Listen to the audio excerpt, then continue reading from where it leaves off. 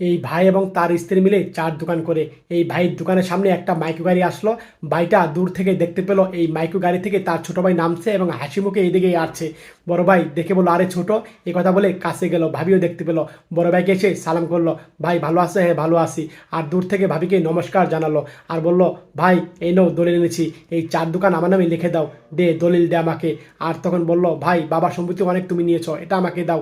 আর বলল, আচ্ছা ঠিক আছে, তুই দুদিন পরে আস, আমি দলিলে সাইন করে রাখবো। আচ্ছা ঠিক আছে। এই কথা বলে ছোট ভাই তখন আবার চলে যাচ্ছে। ছোট ভাই এক পর্যায়ে মাইকুতে উঠলো আর মাইকু নিয়ে ছোট ভাই চলে গেল। এদিকে তার বউ বলল, এই দেবর আসলো কেন, কি বললো?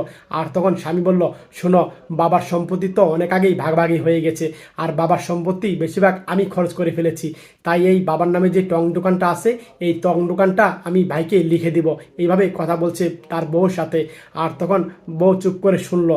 আর বউ তখন স্বামীর কথা শুনে বউ তখন কথা বললো যে, শোনো, তাহলে আমরা কিভাবে চলবো, কিভাবে খাবো? আর তখন স্বামী বলল, তোমার বাড়ির চারতলার পাশে একটু জায়গা আছে না, সেখানে আমরা নতুন করে আবার দোকান তুলে ব্যবসা করব। এইভাবে কথা বলছে স্বামী। আর তখন আগামীকাল ভাই চা বিক্রি করছে আর ছোটো ভাই আসলো, বললো, ছোট তুই আসিসিস? এ কথা বলে ভাই সামনের দিকে আসলো আর বলল, এই নে দলিলটা, সাইন করে দিয়েছি। এভাবে বললো আর বলল যে, ভাই দলিলে সাইন করলা, তুমি কি দলিল পড়ে দেখেছিলা? বললো যে, না আমি দেখি নেই।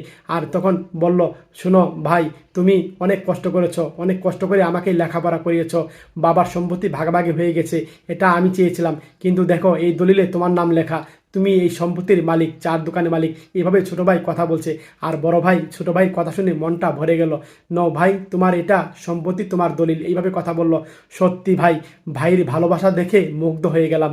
এই ভিডিও দেখে যদি আপনাদের মন ভরে যায়, মন থেকে শেয়ার করে দিয়েন, মন থেকে শেয়ার করে সব ভাইকে দেখার সুযোগ করে দিয়েন, সব ভাই বেশি বেশি করে শেয়ার করে দিয়েন সব ভাই।